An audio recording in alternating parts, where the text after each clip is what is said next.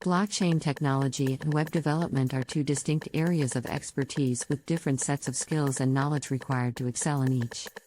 Web developers are responsible for designing, building, and maintaining websites and web applications. They typically use programming languages such as HTML, CSS, and JavaScript, along with various frameworks and tools to create interactive and dynamic web experiences. Web developers need to have a strong understanding of web design principles, user experience, and web security.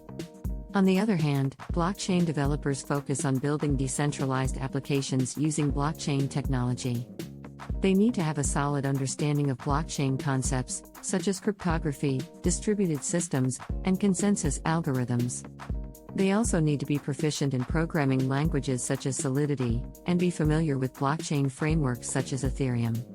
One significant difference between the two areas is that web development typically involves building applications that are centralized, meaning they rely on a central server to store and manage data. In contrast, blockchain technology is decentralized, meaning there is no central authority or intermediary. In summary, while there may be some overlap between the skill sets of web developers and blockchain developers, they are fundamentally different fields that require distinct sets of knowledge and experience.